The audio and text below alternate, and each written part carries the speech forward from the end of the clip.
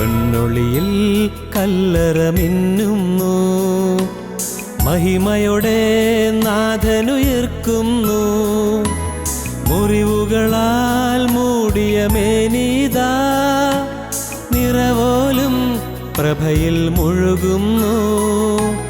പൊന്നൊളിയിൽ കല്ലറ മിന്നുന്നു, മഹിമയോടെ നാഥനുയർക്കുന്നു. മുറിവുകളാൽ മൂടിയ മേനീതാ, നിറവോലും പ്രഭയിൽ മുഴുകുന്നു.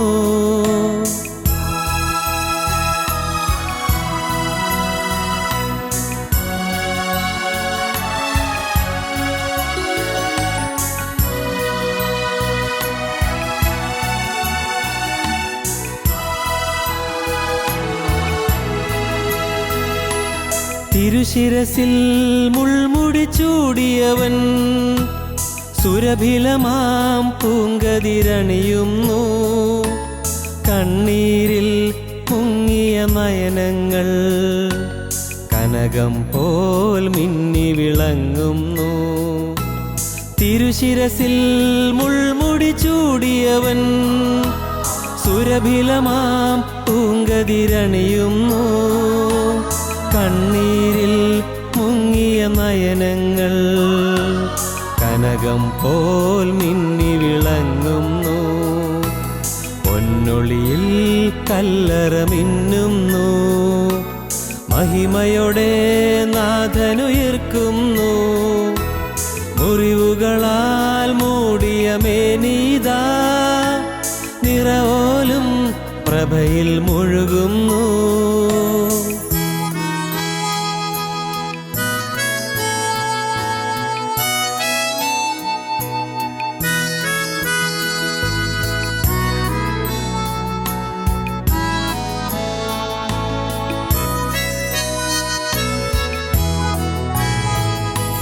പുക പൊങ്ങും മരണത്താഴ്വരയിൽ പുതുജീവൻ പൂന്തളിരണിയുന്നു.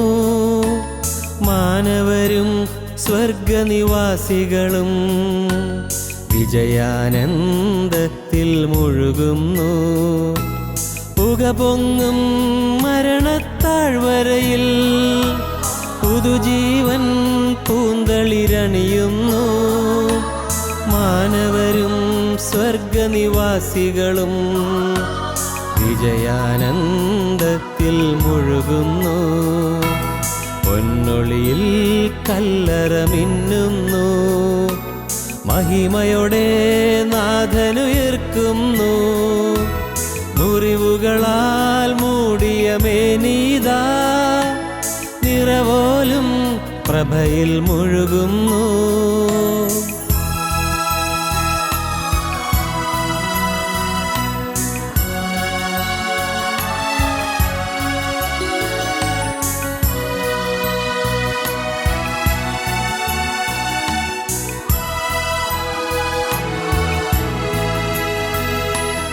എൻ പേർക്കായി യേശു മരിച്ചതിനാൽ, യേശുവിനായി ഇനി ഞാൻ ജീവിക്കും. എൻ പേർക്കായി യേശു ഉയർത്തതിനാൽ, ഒടുവിൽ ഞാൻ അവനിൽ ചേർന്നിടും. എൻ പേർക്കായി യേശു മരിച്ചതിനാൽ, യേശുവിനായി ഇനി ഞാൻ ജീവിക്കും. എൻ പേർക്കായി യേശു ഉയർത്തതിനാൽ, ഒടുവിൽ ഞാൻ അവനിൽ ചേർന്നിടും. പൊന്നൊളിയിൽ കല്ലറ മിന്നുന്നു, മഹിമയോടെ നാഥനുയർക്കുന്നു. മുറിവുകളാൽ മൂടിയ മേനീതാ, നിറവോലും പ്രഭയിൽ മുഴുകുന്നു. പൊന്നൊളിയിൽ കല്ലറ മിന്നുന്നു, മഹിമയോടെ നാഥനുയർക്കുന്നു. മുറിവുകളാൽ മൂടിയ മേനീതാ, നിറവോലും പ്രഭയിൽ മുഴുകുന്നു. നിറവോലും പ്രഭയിൽ മുഴുകുന്നു.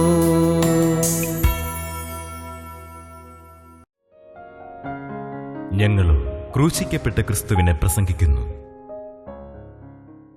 ദൈവ തിരുനാമത്തിന് മഹത്വം ഉണ്ടാകട്ടെ. യോശുവയുടെ പുസ്തകം 23-ാം അധ്യായത്തിൻ്റെ 13-ാം വാക്യം വായിക്കാം. നിങ്ങളുടെ ദൈവമായ യഹോവ മേലാൽ ഈ ജാതികളെ നിങ്ങളുടെ മുമ്പിൽ നിന്നും നീക്കിക്കളകയില്ലെന്നും നിങ്ങളുടെ ദൈവമായ യഹോവ നിങ്ങൾക്ക് തന്നിരിക്കുന്ന ഈ നല്ല ദേശത്ത് നിന്ന് നിങ്ങൾ നശിച്ചു പോകും വരെ അവർ നിങ്ങൾക്ക് കുടുക്കും കെണിയും വിലാപ്പുറത്ത് ചമ്മട്ടിയും കണ്ണിൽ മുള്ളുമായിരിക്കുമെന്നും അറിഞ്ഞുകൊള്ളുവീൻ. അവർ നിങ്ങൾക്ക് കുടുക്കും കെണിയും വിലാപ്പുറത്ത് ചമ്മട്ടിയും കണ്ണിൽ മുള്ളും ആയിരിക്കുമെന്ന് അറിഞ്ഞുകൊള്ളുവീൻ. ഇസ്രായേൽ ജനം മരുഭൂമിയിൽ കൂടി പോവുകയായിരുന്നു. ഇസ്രായേൽ ജനം മിസ്രയീമിൽ നിന്ന് യാത്ര പുറപ്പെട്ട് പോവുകയായിരുന്നു. ഇസ്രായേൽ ജനം ചെങ്കടൽ കടന്ന് മരുഭൂമിയിൽ കൂടി യാത്ര ചെയ്യുകയായിരുന്നു. ഇസ്രായേൽ ജനം മരുഭൂമിയിൽ കൂടിയുള്ള യാത്രയിൽ വർഷങ്ങൾ ഏതാണ്ട് 40 കഴിഞ്ഞിരിക്കുന്നു. 40 വർഷങ്ങൾ കഴിഞ്ഞു. നേരെ പോവുകയാണെങ്കിൽ ഈജിപ്തിൽ നിന്ന് പലസ്തീനിലെത്താൻ 11 ദിവസത്തെ വഴി യാത്ര ചെയ്താൽ മതി. പക്ഷേ 40 വർഷം യാത്ര ചെയ്യേണ്ടി വന്നു. അവർ ദൈവത്തോട് മത്സരിച്ചതുകൊണ്ട് അവർക്ക് അനേകം പ്രതിസന്ധികളെ അഭിമുഖീകരിക്കേണ്ടി വന്നു. സത്യദൈവത്തെ അവിശ്വസിച്ചതുകൊണ്ടും അവരെ നടത്തിയ ദൈവത്തിൻ്റെ സ്നേഹത്തെ സംശയിച്ചതുകൊണ്ടും ദൈവത്തിൻ്റെ കരങ്ങൾ അവർക്ക് തരുന്ന മധുരഫലങ്ങളെ അവർ വേണ്ടതുപോലെ അനുഭവിക്കാതിരുന്നതുകൊണ്ടും അവർ മരുഭൂമിയിൽ യാത്ര വളരെ ക്ലേശകരമായി തീർക്കേണ്ടി വന്നു. മിസ്രയീമിൽ നിന്ന് പുറപ്പെട്ടപ്പോൾ 600,000 പേരാണ് പുറപ്പെട്ടത്. പക്ഷേ അവരിൽ പുറപ്പെട്ടപ്പോൾ ഉള്ളതിൽ 2 പേർ മാത്രമേ ആ യാത്ര പൂർത്തീകരിച്ചുള്ളൂ. മറ്റുള്ളവരെല്ലാവരും, അന്ന് പുറപ്പെട്ട ആളുകളെല്ലാവരും മരുഭൂമിയിൽ മരിച്ചു പോയിരുന്നു. ആ 2 പേരിൽ ഒരാൾ യോശുവ, വേറൊരാൾ കാലേബ്. മോശയും മരിച്ചു പോയിരുന്നു. പുറപ്പെട്ടവരിൽ മോശയും മരിച്ചു പോയിരുന്നു. യോശുവയും കാലേബും മാത്രമേ ജീവിച്ചിരുന്നുള്ളൂ. മോശ ദൈവം കൽപ്പിച്ചതനുസരിച്ച് നെബോ പർവ്വതത്തിൻ്റെ മുകളിലേക്ക് കയറി. നെബോ പർവ്വതത്തിൻ്റെ മുകളിൽ പിസ്ഗായുടെ ചെരുവിൽ ദൈവം മോശയെ കൊണ്ടുവന്ന് നിർത്തി. ദൈവം മോശയോട് പറഞ്ഞു, നിൻ്റെ ജീവിതം ഇവിടെ തീരാൻ പോവുകയാണ്, നിൻ്റെ ഭൗമിക ആയുസ് തീരാൻ പോവുകയാണ്. മോശ ദൈവത്തിൻ്റെ തിരുമുഖത്തേക്ക് ആശയോടെ നോക്കി. എനിക്കൊരാഗ്രഹം ഉണ്ടായിരുന്നു, എനിക്കൊരാഗ്രഹം ഉണ്ടായിരുന്നു. ഞാൻ പുറപ്പെട്ടപ്പോൾ കനാനിലേക്കാണല്ലോ ജനത്തെ കൊണ്ടുപോകുന്നത്. കനാനിലൊന്ന് കാല് കുത്തണമെന്ന് ആഗ്രഹം ഉണ്ടായിരുന്നു. വേണ്ട, ആ കാര്യം നീ എന്നോട് ചോദിക്കണ്ട, ആ കാര്യം നിനക്ക് ലഭിക്കുകയില്ല. അതിന് ചില കാരണങ്ങളുണ്ട്, അത് നിനക്ക് ലഭിക്കുകയില്ല. വേണമെങ്കിൽ നിനക്കിവിടെ ഈ പിസ്ഗയുടെ ചെരുവിൽ നിന്നുകൊണ്ട്, ഈ നെബോ പർവ്വതത്തിൻ്റെ ഉയരത്തിൻ്റെ വശത്ത് നിന്നുകൊണ്ട് നിനക്ക് വേണമെങ്കിൽ അപ്പുറം യോർദാൻ്റെ അപ്പുറം, യോർദാൻ നദിയുടെ അപ്പുറത്തുള്ള പലസ്റ്റൈനെ നിനക്ക് നോക്കിക്കാണാം, കനാൻ നിനക്ക് നോക്കിക്കാണാം, ദൂരെ നിന്നുകൊണ്ട് കാണാം. പക്ഷേ നീ അവിടെ കാലിയോട്ടുകയില്ല. ദൈവത്തിന് സ്തോത്രം. മോശ വിനയപൂർവ്വം ദൈവകരങ്ങളിലേക്ക് ചെയ്ത് ഏൽപ്പിച്ചു. മോശ മരിച്ചു. മോശയുടെ ശവശരീരം നിത്യനായി ദൈവം അടക്കം ചെയ്തു. ദൈവം തമ്പുരാൻ ഒരാളെ അടക്കം ചെയ്യുക, ഒരാളുടെ ശവസംസ്കാര ശുശ്രൂഷ ദൈവം നടത്തുക, അതൊരത്ഭുതമല്ലേ? മോശയ്ക്ക് ആ ഭാഗ്യം ലഭിച്ചു. ഒരുപക്ഷെ നന്നായി അത് സ്ഥലം അറിഞ്ഞിരുന്നെങ്കിൽ ഇപ്പോൾ ആ പ്രദേശം മുഴുവൻ ആളുകൾ നിറഞ്ഞേനെ. എന്നും അവിടെ തീർത്ഥാടന കേന്ദ്രം, എന്നും അവിടെ ഭയങ്കരമായ വലിയ വലിയ അത്ഭുതങ്ങൾ, അടയാളങ്ങൾ, അതിശയങ്ങൾ. നാനാദേശത്ത് നിന്ന് ആളുകൾ കൂട്ടം കൂട്ടമായി അങ്ങോട്ട് വരുന്നു. വലിയ തീർത്ഥയാത്രാ സംഘങ്ങൾ, ദേശത്തെമ്പാടും തീർത്ഥയാത്രകൾ പെരുകുന്നു. ഇല്ലേ? സ്വാഭാവികമാണ്. ഭാഗ്യം അതൊന്നും ഉണ്ടായില്ല. മോശയുടെ ശവശരീരം അടക്കം ചെയ്ത സ്ഥലം ആർക്കും അറിഞ്ഞുകൂടാ. പിന്നീട് ദൈവം ആ ചുമതല ഏൽപ്പിച്ചത് യോശുവയെയാണ്. യോശുവയെ അത്യന്തം ശ്രേഷ്ഠമായ ഉത്തരവാദിത്വം ഏൽപ്പിച്ചു. എന്താണ് ഉത്തരവാദിത്വം? ഈ ജനത്തെ ഇനിയും നടത്തണം, ജനത്തെ ഇനിയും മുന്നോട്ട് കൊണ്ടുപോകണം. ജനത്തിന് കനാനിലുള്ള മറ്റ് ജാതികളുടെ പുറജാതികളുണ്ട്. അവരുടെ ഇടയിൽ ഈ ജനം എങ്ങനെയാണ് ജീവിക്കേണ്ടതെന്ന്, അവരിൽ നിന്നുള്ളതായ ജാതീയ സമ്പ്രദായങ്ങൾ ഈ ജനം തങ്ങളിൽ പറ്റാതെ നിൽക്കേണ്ടത് എങ്ങനെയെന്ന് എല്ലാം ജനത്തിന് അപ്പോഴപ്പോൾ പ്രബോധനം കൊടുത്ത് നടത്തുവാൻ ദൈവം യോശുവയെ പരികൽപ്പിച്ചു. യോശുവയുടെ പുസ്തകം വായിക്കുമ്പോൾ അതെല്ലാം വിശദമായി നമുക്ക് മനസ്സിലാക്കാൻ സാധിക്കും. ദൈവത്തിന് സ്തോത്രം. യോശുവയോട് ദൈവം പറഞ്ഞു, മോശയോട് പറഞ്ഞതുപോലെ തന്നെ വർഷങ്ങൾക്ക് മോശയ്ക്ക് കൊടുത്ത അതേ അരുളപ്പാട് ദൈവം പറഞ്ഞു, ഈ ദേശത്തെ ജാതികൾ നിങ്ങൾക്ക് കെണിയായിരിക്കും. ഈ ജാതികളോട് നിങ്ങൾ ഇടകലരരുത്. ഈ ജാതികളോട് നിങ്ങൾ ഇടകലർന്നാൽ അവർ നിങ്ങൾക്ക് കെണിയായിരിക്കും. നോക്കൂ, ആ വാക്കുകൾ, കുറച്ച് വാക്കുകളുണ്ട് അവിടെ. അവർ നിങ്ങൾക്ക് കുടുക്കായിരിക്കും, അവർ നിങ്ങൾക്ക് കെണിയായിരിക്കും, അവർ നിങ്ങൾക്ക് വിലാപ്പുറത്ത് ചമ്മട്ടിയായിരിക്കും, അവർ നിങ്ങളുടെ കണ്ണിൽ മുള്ളുമായിരിക്കും. അവർ നിങ്ങൾക്ക് കുടുക്കും കെണിയും വിലാപ്പുറത്ത് ചമ്മട്ടിയും കണ്ണിൽ മുള്ളുമായിരിക്കുമെന്ന് അറിഞ്ഞുകൊള്ളുവീൻ. ദൈവത്തിന് സ്തോത്രം. അവർ നിങ്ങൾക്ക് നാശമായിരിക്കും. നിങ്ങൾക്ക് നിങ്ങളുടെ തനിമ നിങ്ങൾ നിലനിർത്തിയില്ലെങ്കിൽ, നിങ്ങളുടെ സാങ്ക്ടിറ്റി നിങ്ങൾ നിലനിർത്തിയില്ലെങ്കിൽ നിങ്ങൾക്ക് നാശം വരും, നിങ്ങൾക്ക് അപകടം വരും. നിങ്ങളുടെ സംശുദ്ധി നിങ്ങൾ സൂക്ഷിച്ചില്ലെങ്കിൽ നിങ്ങൾക്ക് നാശം വരും. നിങ്ങൾക്ക് തനതായ ഒരു സംശുദ്ധിയുണ്ട്. നിങ്ങൾക്ക് സ്വന്തമായി ഞാൻ പരമേൽപ്പിച്ചു തന്നിരിക്കുന്ന ഒരു വിശുദ്ധ ജീവിതമുണ്ട്. നിങ്ങൾക്കുള്ളതായ ചില നന്മകളുണ്ട്. മറ്റാർക്കും ഇല്ലാത്തതായ ചില സവിശേഷതകൾ നിങ്ങൾക്കുണ്ട്. അതൊന്നും കൈമോശം വരാതെ നിങ്ങൾ സൂക്ഷിച്ചു കൊള്ളണം. ദൈവത്തിന് സ്തോത്രം. എങ്ങനെ സൂക്ഷിക്കും? സംസർഗം. എങ്ങനെ? സംസ്കൃതത്തിൽ ചൊല്ലുണ്ട്, സംസർഗജ ദോഷഗുണ ഭവന്തി. സംസർഗം കൊണ്ട് ദോഷവും ഗുണവും സംഭവിക്കുന്നു. സംസർഗജ ദോഷഗുണ ഭവന്തി. സംസർഗം കൊണ്ട് ദോഷവും സംഭവിക്കും, ഗുണവും സംഭവിക്കും. ഇംഗ്ലീഷ് വേറെ ചൊല്ലുണ്ട്, birds of the same feather flock together. ഒരേ തൂവലുള്ള പക്ഷികൾ ഒരുമിച്ച് പറക്കും. Birds of the same feather flock together. ഒരാളുടെ സ്വഭാവം അറിയാം, അയാളുടെ കൂട്ടുകാരൻ ആരാണെന്ന് നോക്കിയാൽ മതി. കൂട്ടുകാരൻ ആരാണ് നോക്കിയാൽ മതി, അയാളുടെ സ്വഭാവം മനസ്സിലാകും. ഒരേ തൂവലുള്ള പക്ഷികൾ ഒരുമിച്ച് പറക്കും, ഒരുമിച്ച് കൂട്ടം കൂടും. ഒരേ തൂവൽ പക്ഷികൾ. പ്രിയപ്പെട്ടവരെ, എപ്പോഴും ദൈവമക്കൾ ശ്രദ്ധിക്കണം, നാം അഴുക്കായ സാഹചര്യങ്ങളിൽ നിന്ന് വിട്ടു നിൽക്കാൻ, അരുതാത്തതായ രംഗങ്ങളിൽ നിന്ന് മാറി നിൽക്കാൻ, തിന്മയുടെ സാഹചര്യത്തിൽ നിന്നും, തിന്മയുടെ ജനങ്ങളിൽ നിന്നും, തിന്മയുടെ ആളുകളിൽ നിന്നും മാറി നിൽക്കാൻ നാം നമ്മെ തന്നെ സൂക്ഷിച്ചു കൊള്ളണം. നമുക്ക് പരിചയമുള്ള വേദഭാഗം ഒന്നുകൂടെ വായിക്കാം.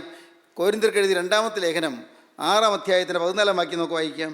കോരിന്ത്യർക്കെഴുതിയ 2-ാമത്തെ ലേഖനം 6-ാം അധ്യായം 14-ാം വാക്യം. നിങ്ങൾ അവിശ്വാസികളോട് ഇണയില്ല പിണക്കൂടരുത്. നീതിക്കും അധർമ്മത്തിനും തമ്മിൽ എന്തോ ഒരു ചേർച്ച, വെളിച്ചത്തിന് ഇരുളോട് എന്തോ ഒരു കൂട്ടായ്മ, ക്രിസ്തുവിനും ബലിയാലും തമ്മിൽ എന്തു പൊരുത്തം. അല്ല, വിശ്വാസിക്ക് അവിശ്വാസിയുമായി എന്ത് ഓഹരി, ദൈവാലയത്തിന് വിഗ്രഹങ്ങളോട് എന്ത് യോഗ്യത. നാം ജീവനുള്ള ദൈവത്തിൻ്റെ ആലയമല്ലോ. ഞാൻ അവരിൽ വസിക്കുകയും അവരുടെ ഇടയിൽ നടക്കുകയും ചെയ്യും. ഞാൻ അവർക്ക് ദൈവവും അവർ എനിക്ക് ജനവുമാകുമെന്ന് ദൈവം അരുളി ചെയ്തിരിക്കുന്നുവല്ലോ. അതുകൊണ്ട് അവരുടെ നടുവിൽ നിന്ന് പുറപ്പെട്ട് വേർപെട്ടിരിപ്പിനെന്ന് കർത്താവ് അരുളി ചെയ്യുന്നു. അശുദ്ധമായതൊന്നും തുടരുത്. എന്നാൽ ഞാൻ നിങ്ങളെ കൈക്കൊണ്ട് നിങ്ങൾക്ക് പിതാവും നിങ്ങളെനിക്ക് പുത്രന്മാരുമായിരിക്കുമെന്ന് സർവശക്തനായ കർത്താവ് അരുളി ചെയ്യുന്നു. ദൈവത്തിന് സ്തോത്രം. വളരെ വിലപ്പെട്ട ചില ഉപദേശങ്ങളോടെ ഇറങ്ങിയിട്ടുണ്ട്.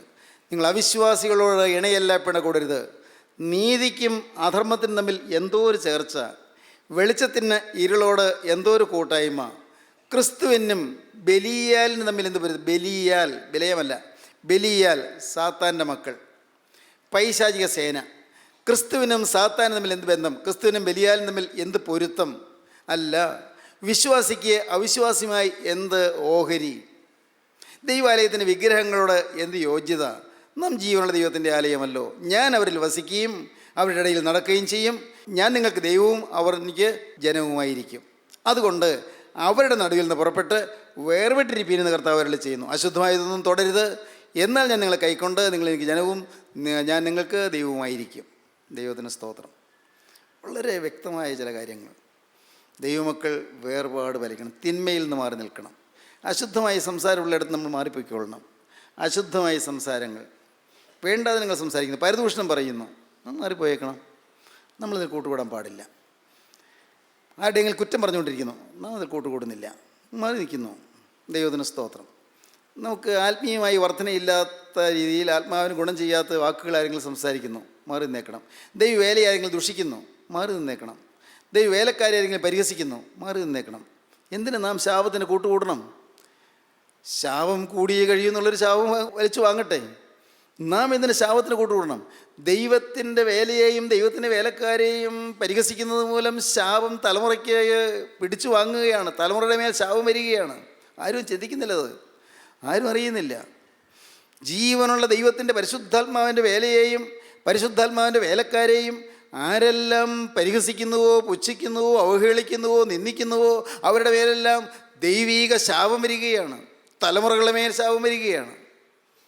പലപ്പോഴും പലരും ഇതൊന്നും അറിയുന്നില്ല, ആരും ചിന്തിക്കുന്നില്ല. സഹോദരങ്ങളെ, ഓർക്കൂ, അവരുടെ നടുവിൽ നിന്ന് പുറപ്പെട്ട് വേർപെട്ടിരിപ്പീൻ എന്ന് കർത്താവ് അരുളി ചെയ്യുന്നു. അവരുടെ നടുവിൽ നിന്ന് പുറപ്പെട്ട് വേർപെട്ടിരിപ്പീൻ. ദൈവത്തിന് സ്തോത്രം. ഇത് യെശയ്യാ പ്രവാചകൻ്റെ പുസ്തകത്തിൽ കാണാം. യെശയ്യാ പ്രവാചകൻ്റെ പുസ്തകത്തിൻ്റെ 52-ാം അധ്യായത്തിൽ നമുക്ക് കാണാം.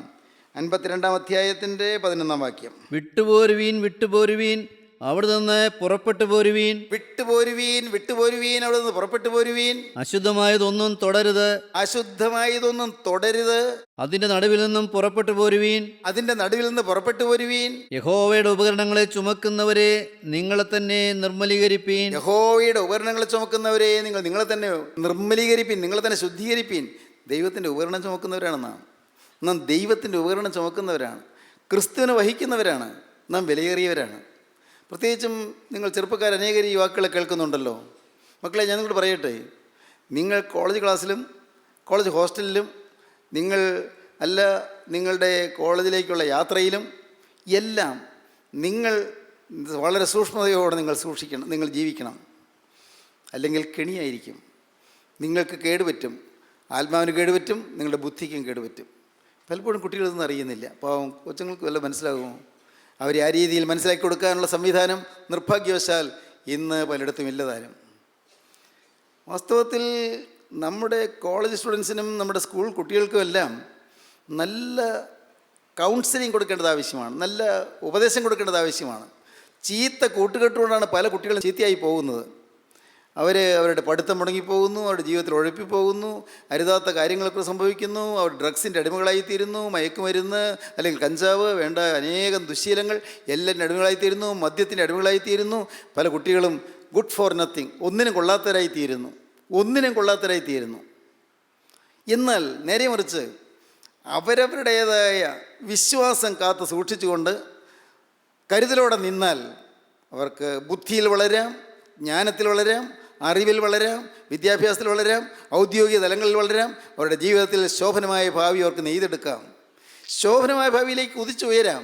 ദൈവത്തിന് സ്തോത്രം. നിങ്ങൾ ശ്രദ്ധിച്ചാൽ കാണാം, അങ്ങനെ നിന്നിട്ടുള്ളവർ അവർ വളർന്നിട്ടുള്ളത്, അങ്ങനെ തങ്ങളെ തന്നെ സൂക്ഷിച്ച് നിന്നിട്ടുള്ളവർ അവർ ഉയർന്നിട്ടുള്ളത്. ദാവീദ് പറയും, ഒരവസരത്തിൽ പറയും, 71-ാം സങ്കീർത്തനത്തിൽ, ഞാൻ പലർക്കും ഒരു അത്ഭുതമായിരിക്കുന്നു. ദാവീദ് പറയുകയാണ്, 71-ാം സങ്കീർത്തനം 7-ാം വാക്യം. ഞാൻ പലർക്കും ഒരു അത്ഭുതമായിരിക്കുന്നു, നീ എൻ്റെ ബലമുള്ള സങ്കേതമാകുന്നു, എൻ്റെ വായെ നിൻ്റെ സ്തുതി കൊണ്ടും ഇടവിടാതെ നിൻ്റെ പ്രശംസ കൊണ്ടും നിറഞ്ഞിരിക്കുന്നു. ദാവീദ് പ്രാർത്ഥിക്കണം, കർത്താവേ, ഞാൻ പലർക്കും അത്ഭുതമായിരിക്കുന്നു, എനിക്ക് നിന്നെ സ്തുതിക്കാതിരിക്കാൻ വയ്യ, എനിക്ക് നിന്നോട് നന്ദി പറയാതിരിക്കാൻ വയ്യ, പലർക്കും ഞാൻ ഒരു അത്ഭുത വിഷയമായി തീർന്നിരിക്കുന്നു. ദാവീദ് തൊട്ടും പറയുന്നുണ്ട് 5-ാം വാക്യം മുതൽ, യഹോവയായ കർത്താവേ, നീ എൻ്റെ പ്രത്യാശയാകുന്നു, ബാല്യം മുതൽ നീ എൻ്റെ ആശ്രയം തന്നെ, ഗർഭം മുതൽ നീ എന്നെ താങ്ങിയിരിക്കുന്നു, എൻ്റെ അമ്മയുടെ ഉദരത്തിൽ നിന്ന് എന്നെ എടുത്തവൻ നീ തന്നെ, എൻ്റെ സ്തുതി എപ്പോഴും നിന്നെക്കുറിച്ചാകുന്നു, ഞാൻ പലർക്കും ഒരു അത്ഭുതമായിരിക്കുന്നു, നീ എൻ്റെ ബലമുള്ള സങ്കേതമാകുന്നു, എൻ്റെ വായ ഇതിൻ്റെ സ്തുതി കൊണ്ടും ഇടപെടാതെ നിൻ്റെ പ്രശംസ കൊണ്ടും നിറഞ്ഞിരിക്കുന്നു. ദൈവത്തിന് സ്തോത്രം. ബാല്യം മുതൽ നീ എൻ്റെ ആശ്രയമാണ്, വാർദ്ധക്യകാലത്തും നീ എന്നെ തള്ളിക്കളയരുതേ, ബലം ക്ഷയിക്കുമ്പോൾ എന്നെ ഉപേക്ഷിക്കുകയുമരുതേ. ദാവീദിന് ദൈവത്തോട് പ്രാർത്ഥിക്കുകയാണ്, കർത്താവേ, ബാല്യം മുതൽ നീ എൻ്റെ ആശ്രയമാണ്, ഞാൻ പലർക്കും ഒരു അത്ഭുതമായി കാലം അത്രയും ജീവിച്ചു, ഇതാ വാർദ്ധക്യമാകുന്നു, വാർദ്ധക്യകാലത്തും നീ എന്നെ തള്ളിക്കളയരുതേ, ബലം ക്ഷയിക്കുമ്പോൾ നീ എന്നെ ഉപേക്ഷിക്കുകയുമരുതേ. പ്രിയപ്പെട്ടവരെ, നമ്മുടെ ജീവിതത്തിൽ ദൈവത്തോടുള്ളതായ സ്നേഹത്തിലും ദൈവത്തോടുള്ളതായ ഭക്തിയിലും മുറുകെ പിടിച്ചുകൊണ്ട് നിന്നാൽ ദൈവം നമ്മെ ഉയർത്തും, ദൈവം നമ്മെ സമൂഹത്തിൻ്റെ മധ്യത്തിൽ ഒരു അത്ഭുത വിഷയമാക്കി നിർത്തും. നമ്മിൽ നിന്നുകൊണ്ട് കർത്താവ് ചില അത്ഭുതങ്ങൾ പ്രവർത്തിക്കാൻ തുടങ്ങും, നമ്മിൽ നിന്നുകൊണ്ട് കർത്താവ് ചില ദേശങ്ങളെ അനുഗ്രഹിക്കാൻ തുടങ്ങും, നമ്മിൽ നിന്നുകൊണ്ട് സമാധാനമില്ലാത്ത അനേകർക്ക് സമാധാനം വാരി വിതറാൻ കർത്താവ് നമ്മെ ഉപയോഗിക്കും. നമ്മിൽ നിന്നുകൊണ്ട് കർത്താവ് അസ്വസ്ഥമായ പല കുടുംബങ്ങളിലും സ്വസ്ഥത പകരാനായിട്ട് നമ്മെ ഉപയോഗിക്കും. നമ്മിൽ നിന്നുകൊണ്ട് രോഗഗ്രസ്തമായ രോഗത്തിൻ്റെ പീഡയേറ്റി വലയുന്ന ചിലർക്ക് രോഗത്തിൻ്റെ ബന്ധനത്തിൽ നിന്ന് മോചനം കൊടുക്കുവാൻ കർത്താവ് നമ്മെ ഉപയോഗിക്കും. ദൈവത്തിന് സ്തോത്രം. നമ്മിൽ നിന്നുകൊണ്ട് വഴിതെറ്റിപ്പോകുന്ന അനേകരെ നേർവഴിക്കാക്കുവാൻ കർത്താവ് നമ്മെ ഉപയോഗിക്കും. ഞാൻ പലർക്കും ഒരത്ഭുതമായിരിക്കുന്നു. ബാല്യം മുതൽ നീ എൻ്റെ ആശ്രയം തന്നെ. സ്നേഹിതരെ, നിങ്ങൾ ചിന്തിക്കൂ, നിങ്ങളുടെ ജീവിതത്തിൽ ക്രിസ്തുവിനോടുള്ളതായ ഭക്തിയിൽ നിർമ്മലയിൽ നിൽക്കാൻ സാധിച്ചിട്ടുണ്ടോ? അല്ലെങ്കിൽ പറ്റുന്ന എന്താണ്? അവർ നിങ്ങൾക്ക് കുടുക്കും കെണിയുമായിരിക്കും. വിലാപ്പുറത്ത് ചമ്മട്ടിയായിരിക്കും. വിലാപ്പുറത്തേക്ക് ചമ്മട്ടി കൊണ്ട് ആഞ്ഞടിക്കുന്ന അനുഭവം, ആ ചാട്ടവാറ് കൊണ്ട് വിണ്ടു കീറുന്ന അനുഭവം നിങ്ങൾക്ക് നേരിടും. നിങ്ങളുടെ വിലാപ്പുറത്ത് മുള്ളു തറയ്ക്കുന്നത് പോലത്തെ അനുഭവം നിങ്ങൾക്ക് നേരിടും. അവർ നിങ്ങൾ കൊടുക്കായിരിക്കും. നിങ്ങളെ വഴിതെറ്റിക്കുന്ന ആളുകൾ നിങ്ങൾക്ക് കെണിയായിരിക്കും. ദൈവത്തിന് സ്തോത്രം. യോശുവയുടെ പുസ്തകം 23-ാം അധ്യായത്തിൻ്റെ 13-ാം വാക്യം ഒന്നുകൂടി വായിക്കാം. അവർ നിങ്ങൾക്ക് കുടുക്കും കെണിയും വിലാപ്പുറത്ത് ചമ്മട്ടിയും കണ്ണിൽ മുള്ളുമായിരിക്കുമെന്ന് അറിഞ്ഞുകൊള്ളുവീൻ. ദൈവത്തിന് സ്തോത്രം. നമ്മുടെ ജീവിതത്തിലേക്ക് നമുക്ക് ഇന്ന് തിരിഞ്ഞു നോക്കിക്കൊണ്ട് വ്യക്തമായ തീരുമാനം നമുക്കെടുക്കണം. എൻ്റെ കർത്താവേ, എൻ്റെ ജീവിതത്തിൽ നാശത്തിലേക്ക് എന്നെ വലിച്ചഴിക്കുന്ന ഒരു കൂട്ടുകെട്ടിനും പോകാൻ എനിക്കിടയാകരുത്. നാശത്തിലേക്കും അബദ്ധത്തിലേക്കും അധപതനത്തിലേക്കും എന്നെ വലിച്ചഴിച്ചുകൊണ്ട് പോകുന്ന യാതൊരു കൂട്ടുകാരിലേക്കും എൻ്റെ മനസ്സ് ചായാൻ ഇടവരരുത്. കർത്താവേ, എന്തെല്ലാം പ്രതിഫലങ്ങൾ കിട്ടുമെന്ന് വന്നാലും, ഏതെല്ലാം തരത്തിലുള്ളതായ പ്രലോഭനങ്ങളെ വശീകരിക്കാൻ ശ്രമിച്ചാലും ഇല്ല കർത്താവേ, ഞാൻ അരുതാത്ത കൂട്ടുകെട്ടിലേക്ക് പോവുകയില്ല. ഞാൻ വിശുദ്ധിയെ മുറുകെ പിടിച്ചുകൊണ്ട് നിൽക്കും. ദൈവത്തിന് സ്തോത്രം. സഹോദരങ്ങളെ, എപ്പോഴും നാം തിന്മയായതിൽ നിന്ന് വിട്ടു നിൽക്കണം. തിന്മപ്പെട്ടവരിൽ നിന്ന് വിട്ടു നിൽക്കണം. തിന്മപ്പെട്ടതായ ചില ബന്ധങ്ങളിൽ നിന്ന് നാം വിട്ടു നിൽക്കണം. തിന്മപ്പെട്ടതായ ചില ബന്ധുക്കളിൽ നിന്ന് വിട്ടു നിൽക്കണം. ക്ഷമിക്കണം, നിങ്ങൾക്ക് മനസ്സിലാകുമെന്ന് എനിക്ക് അറിഞ്ഞുകൂടാ. പാപത്തിൻ്റെ വഴിയിലേക്ക് പോകുന്ന ചില ബന്ധങ്ങളിൽ നിന്നും ചില ബന്ധുക്കളിൽ നിന്നും നാം മാറി നിന്നെങ്കിൽ മാത്രമേ നമുക്ക് നമ്മുടെ സംശുദ്ധി തികവോടെ സൂക്ഷിക്കാൻ സാധിക്കുകയുള്ളൂ. കരുതലോടെ നിൽക്കേണ്ടതാണ്. പലപ്പോഴും ആളുകൾ ചിന്തിക്കും, അവരുമായി ഇടകലർന്നാലല്ലേ അവരെ രക്ഷിച്ചെടുക്കാൻ പറ്റുമെന്ന് ചിന്തിക്കും. പക്ഷേ സംഭവിക്കുന്നത് എന്താണ്? സംഭവിക്കുന്നത് അവർ രക്ഷിക്കാനുള്ള പരിശ്രമത്തിൽ നാം അങ്ങ് ആഴത്തിലേക്ക് നാം വീണു പോവുകയായിരിക്കും. യൂദായുടെ ലേഖനത്തിൻ്റെ അവസാന ഭാഗം വായിക്കുമ്പോൾ കാണാം, ചിലരെ തീയിൽ നിന്ന് വലിച്ചെടുത്ത് രക്ഷിപ്പീൻ എന്ന് പറയും. ചിലരെ തീയിൽ നിന്ന് വലിച്ചെടുത്ത് രക്ഷിപ്പീൻ. ദൈവത്തിന് സ്തോത്രം. യൂദായുടെ ലേഖനം 23-ാം വാക്യം വായിക്കാം. ചിലരെ തീയിൽ നിന്ന് വലിച്ചെടുത്ത് രക്ഷിപ്പീൻ. ജഡത്താൽ കറപിടിച്ച അങ്കി പോലും പകച്ചുകൊണ്ട് ചിലർക്ക് ഭയത്തോടെ കരുണ കാണിപ്പീൻ. ചിലരെ തീയിൽ നിന്ന് വലിച്ചെടുത്ത് രക്ഷിപ്പീൻ. ജഡത്താൽ കറപിടിച്ച അങ്കി പോലും പകച്ചുകൊണ്ട് ചിലർക്ക് ഭയത്തോടെ കരുണ കാണിപ്പീൻ. ആ വാക്ക് മനസ്സിലാവില്ല. ജഡത്താൽ കറപിടിച്ച അങ്കി പോലും പകച്ചുകൊണ്ടെന്ന് പറഞ്ഞാൽ എന്താ മനസ്സിലാക്കുന്നത്? ഇംഗ്ലീഷ് ബൈബിൾ വായിക്കുമ്പോൾ കാണാം. അതിൻ്റെ അർത്ഥം കേട്ടോളൂ, ശ്രദ്ധിച്ച് കേൾക്കൂ. നാം തീയിൽ പെട്ടിഞ്ഞ് കത്തിക്കൊണ്ടിരിക്കുന്ന ചിലരെ വലിച്ച് രക്ഷിക്കാൻ ചെല്ലുമ്പോൾ നമ്മുടെ ശരീരത്തിലെ വസ്ത്രം കരിയാതെയും നമ്മുടെ ശരീരം കരിയാതെയും സൂക്ഷിച്ചുകൊണ്ട് വേണം ചിലരെ വലിച്ചെടുക്കാൻ. ദൈവത്തിന് സ്തോത്രം. നാം തീയിൽ തൊടാതെ തീ അടുക്കാത്ത രീതിയിൽ നാം മാറി നിന്നുകൊണ്ട് വളരെ കരുതലോടെ നാം വളരെ സൂക്ഷ്മതയോടെ നിന്ന് വേണം അവരെ വലിച്ചെടുക്കാൻ. നമ്മുടെ ശരീരത്തിലുള്ള നമ്മുടെ ജഡത്തിലുള്ളതായ ആ ശരീരത്തിലെ വസ്ത്രത്തിൽ ഒരു കേടുവരാതെ, നമ്മുടെ ശരീരത്തിലെ വസ്ത്രം കത്തിപ്പോകാതെ, നമ്മുടെ ശരീരത്തിൽ കരിവേൽക്കാതെ വളരെ സൂക്ഷ്മതയോടെ വേണം ചിലരെ തീയിൽ നിന്ന് വലിച്ചെടുത്ത് രക്ഷിപ്പാൻ. നമ്മളുടെ സൂക്ഷ്മതയോടെ വേണം നിൽക്കാൻ. ദൈവത്തിന് സ്തോത്രം. ഇതെല്ലാം മനസ്സിലാക്കി വരുമ്പോഴാണ് ഇന്ന് നമ്മുടെ ജീവിതശൈലിയിൽ മാറ്റം വരുത്തണമെന്ന് മനസ്സിലാകുന്നത്. ഇതെല്ലാം എങ്ങനെ കിട്ടും, എങ്ങനെ സാധിക്കും? അതിന് പോകാൻ വഴി മാത്രമേ ഉള്ളൂ. അത് പറയാതെ ഈ പ്രസംഗം അവസാനിപ്പിക്കാൻ വയ്യ. ദൈവത്തിന് സ്തോത്രം. ഒരേ ഒരു പോകാൻ വഴി മാത്രം. എന്താണെന്നറിയാമോ? യേശുവിനോടുള്ളതായ ഒരു സ്നേഹം, നമ്മെ വീണ്ടെടുത്ത രക്ഷകനുള്ളതായ സ്നേഹം, നമുക്ക് വേണ്ടി ജീവൻ വെടിഞ്ഞ യേശുവിനുള്ളതായ സ്നേഹം, നമുക്ക് വേണ്ടി കുറ്റമില്ലാത്ത രക്തം ചിന്തിയ കർത്താവായ യേശുക്രിസ്തുവിനുള്ളതായ സ്നേഹം, നമുക്ക് വേണ്ടി കുരിശിന്മേൽ പിടഞ്ഞ് മരിച്ച കർത്താവായ യേശുക്രിസ്തുവിനുള്ളതായ സ്നേഹം, ആ നിത്യസ്നേഹത്തെ നാം കണ്ടാൽ നാം വിശുദ്ധിയോടെ നിൽക്കും. ദൈവത്തിന് സ്തോത്രം. നിങ്ങൾ പലരും ശ്രമിച്ചിട്ടും സാധിക്കുന്നില്ല എന്ന് പരാതി പറയുന്നവരുണ്ട്. എനിക്ക് വിശുദ്ധി സൂക്ഷിക്കാൻ സാധിക്കുന്നില്ല എന്ന് പറയുന്നവരുണ്ട്. എനിക്കിപ്പോഴും കറുതീർന്ന് നിൽക്കാൻ പറ്റുന്നില്ല എന്ന് പറയുന്നവരുണ്ട്. സന്ദർഭം വരുമ്പോൾ ഞാൻ ആടിപ്പോകുന്നതെന്ന് ചിന്തിക്കുന്നവരുണ്ട്. അങ്ങനെ നിരാശപ്പെട്ടിരിക്കുന്നവരുണ്ട്. സ്നേഹിതരെ, നിങ്ങളോട് പറയട്ടെ, നിങ്ങൾക്ക് ജയജീവിതം ലഭിക്കും, ജയജീവിതം ലഭിക്കും. ആരും സംശയിക്കേണ്ട. ദൈവത്തിന് സ്തോത്രം. ഇന്നെന്ന പോലൊരു ദിവസം കർത്താവായ യേശു വീണ്ടും വരുമ്പോൾ വിശുദ്ധന്മാർ പറന്നുയരും. ദൈവത്തിന് സ്തോത്രം. ഈ ഇലകൾ ഇങ്ങനെ പറന്നുയരുന്നത് പോലെ ഈ ഭൂമിയിൽ കല്ലറകളിൽ ഉറങ്ങിക്കിടക്കുന്നവർ, അവർ വിശുദ്ധന്മാർ മാത്രം ഉയർത്തെഴുന്നേറ്റ് പറക്കും. ദൈവത്തിന് സ്തോത്രം. കല്ലറകളിൽ ഉറങ്ങിക്കിടക്കുന്നവർ, അന്തിമനിദ്രയിലേക്ക് പോയവർ, ആ കല്ലറകളിൽ ഉറങ്ങിക്കിടക്കുന്നവർ, വിശുദ്ധന്മാർ മാത്രം ഉയർത്തെഴുന്നേൽക്കും. അല്ലാത്തവരെല്ലാം അവിടെ തന്നെ കിടക്കും. എൻ്റെ പ്രിയപ്പെട്ടവരെ, മറക്കരുതേ, ദൈവത്തിന് സ്തോത്രം. ഒരു ദിവസം അത് സംഭവിക്കും. അതിൽ നാം ആരും അവിടെ തന്നെ കിടക്കുന്നവരായി തീരരുത്. കല്ലറയിൽ നിന്ന് ഉയർത്തെഴുന്നേൽക്കുന്ന വിശുദ്ധന്മാരായി പറക്കാൻ നമുക്കിവിടെ വെച്ച് ഒരുങ്ങണം. ഈ ഭൂമിയിൽ വെച്ച് അതിനൊരുങ്ങിയില്ലെങ്കിൽ നഷ്ടമാണെന്ന് മാത്രം ഞാൻ നിങ്ങളെ അറിയിക്കട്ടെ. ദൈവത്തിന് സ്തോത്രം. നാം വചനം കേട്ടു, നാം ഈ യോഗത്തിൽ വരുന്നു, കഷ്ടപ്പെട്ട് യാത്ര ചെയ്ത് നിങ്ങൾ വന്നു. ദൈവത്തിന് സ്തോത്രം. നാനാ ദേശങ്ങളിലിരുന്ന് ശ്രദ്ധയോടെ ഉറക്കളച്ചിരുന്ന് കേൾക്കുന്നവരുണ്ട്. ദൈവത്തിന് സ്തോത്രം. ജോലിയെല്ലാം മാറ്റിവെച്ചിരുന്ന് ഈ വാക്കുകൾ കേൾക്കുന്നവരുണ്ട്. നല്ലത് പ്രിയപ്പെട്ടവരെ. പക്ഷേ നിഷ്ഫലമായി പോകരുത്. അവസാനം കൈമോശം വന്ന് പോകരുത്. അവസാനം നിങ്ങൾ പുറത്തായി പോകരുത്. അവസാനം പോവുകയെന്നെ അറിയുന്നില്ല എന്നുള്ള കഠോര ശബ്ദം കേൾക്കേണ്ടവരരുത്. നയവാന്മാർ മാത്രം, വിശുദ്ധന്മാർ മാത്രം, അവർ മാത്രം പറന്നുയരും. നയവാന്മാർ, നീതിമാന്മാർ, വിശുദ്ധന്മാർ, അവർ മാത്രം പറന്നുയരും. നയവാന്മാർ തൻ മുൻ കൊമ്പിൻ നാദം കേട്ടിട്ട് അങ്കിയണിഞ്ഞ് എതിരേൽപ്പാനായി പോയി ഇടുന്ന പിതാക്കന്മാർ പാടി. വിശുദ്ധന്മാർ മാത്രം തൻ്റെ വരവിൻ്റെ മുൻപുള്ള കാഹളനാദം കേട്ടിട്ട്, കർത്താവായ യേശുവിൻ്റെ വരവിൻ്റെ മുൻപുള്ള കാഹളനാദം കേട്ടിട്ട് മഹിമാവിൻ നീരാളം ചാർത്തി അങ്കിയണിഞ്ഞ് എതിരേൽപ്പാനായി പോകും. ദൈവത്തിന് സ്തോത്രം. ആ കൂട്ടത്തിൽ ഞാനും വേണം. എൻ്റെ സഹോദരങ്ങളെ, ആ ഭാഗ്യം നിങ്ങൾ നഷ്ടപ്പെടുത്തരുത്. ഇന്ന് ഇത് കേട്ടുകൊണ്ടിരിക്കുമ്പോൾ തന്നെ നിങ്ങൾ കർത്താവോട് പറയണം, കർത്താവേ, നിൻ്റെ തിരുവിലാവതൊഴുകിയ തിരക്തത്തിൻ്റെ ഒരു തുള്ളി കൊണ്ട് ഇപ്പോൾ നെറ്റിയിലൊരു മുദ്ര ചാർത്തി തരണം. കർത്താവേ, ആ തിരക്തം പുരണ്ട കരം എൻ്റെ തലമേലൊന്ന് വെക്കണം. എന്നെ നീ കഴുകണം. കർത്താവേ, എന്നെ നീ വിശുദ്ധീകരിക്കണം. എൻ്റെ കർത്താവേ, ഇനി ഞാൻ എന്നെ തന്നെ സൂക്ഷിച്ചു കൊള്ളാം. ഇനി ഞാൻ എന്നെ തന്നെ ശുദ്ധീകരിച്ചു കൊള്ളാം. ഇനി എന്നെ തന്നെ ഞാൻ വിശുദ്ധിയോടെ സൂക്ഷിച്ചു കൊള്ളാം. ഇനി കരുതലോടെ ഞാൻ ജീവിച്ചു കൊള്ളാം. ഞാൻ കെണിയിൽ വീഴുകയില്ല. സാത്താൻ്റെ കണിയിൽ ഞാൻ വീഴുകയില്ല. സാത്താൻ ഒരുക്കുന്ന കണിയിലേക്ക് ഞാൻ പോവുകയില്ല. സാത്താൻ ഒരുക്കുന്ന കണിയിൽ ഞാൻ വീണ് ഞാൻ നശിക്കുകയില്ല. കർത്താവേ, എനിക്ക് വേണ്ടി ഏറ്റവും വിലപ്പെട്ടത് തന്ന യേശുവേ, എനിക്ക് വേണ്ടി ദിവ്യജീവൻ അർപ്പണം ചെയ്ത യേശുവേ, എനിക്ക് വേണ്ടി കുരിശിലെ മരണത്തോളം തന്നെ താഴ്ത്തിയ യേശുവേ, ഈ എന്നെ തന്നെ നിന്റെ കുരിശിൻ്റെ ചുവട്ടിലേക്ക് ഇതാ ഞാൻ സമർപ്പിക്കുന്നു. കർത്താവേ, എൻ്റെ ദേഹവും ദേഹിയും ആത്മാവും ഞാനിതാ സമർപ്പിക്കുന്നു. എന്നെ തൊടണമേ, എന്നെ മുദ്ര അണിയിക്കണമേ, എൻ്റെ സ്വർഗരാജ്യത്തിൻ്റെ അവകാശിയാക്കി തീർക്കണമേ. കർത്താവ്, വിശുദ്ധന്മാർക്ക് വേണ്ടി ഒരുക്കിയിരിക്കുന്ന സ്വർഗീയ പ്രതീസായിലേക്ക് എന്നെയും കൈക്കൊള്ളണമേ. മിശിഹ, നീ രാജ്യത്വം പ്രാപിച്ചു വരുമ്പോൾ എന്നെ കൊണ്ട് നീ ഓർത്തുകൊള്ളണമേ. സമർപ്പിക്കൂ, പ്രാർത്ഥിക്കൂ, കെണിയിൽ വീഴാതെ നിങ്ങൾ തന്നെ സൂക്ഷിക്കൂ. ദൈവകരങ്ങളിലേക്ക് നിങ്ങൾ ഏൽപ്പിക്കൂ. എൻ്റെ കയ്യിൽ നിന്ന് അവയെ പിടിച്ചെറിപ്പാൻ ആർക്കും കഴിയുകയില്ല എന്ന് കർത്താവ് പറയുന്നു. യേശുക്രിസ്തുവിൻ്റെ കൈകളിലാണെങ്കിൽ ആരും പിടിച്ചു പറിക്കുകയില്ല. ഭയപ്പെടേണ്ട. നിങ്ങൾ നിൽക്കുമോ എന്ന് പേടിക്കേണ്ട. ദൈവം നിങ്ങളെ നിർത്തും. ദൈവം നിങ്ങളെ കാക്കും. ദൈവം നിങ്ങളെ പോറ്റും. ദൈവം നിങ്ങളെ പുലർത്തും. ദൈവം നിങ്ങളെ പരിപാലിക്കും. ദൈവം നിങ്ങളെ സംരക്ഷിക്കും. യേശുക്രിസ്തുവിൻ്റെ തൃക്കരം നിങ്ങളെ എപ്പോഴും പരിപാലിക്കുകയും നയിക്കുകയും ചെയ്യും. ദൈവത്തിൻ്റെ കരങ്ങളിലേക്ക് ഏൽപ്പിക്കൂ.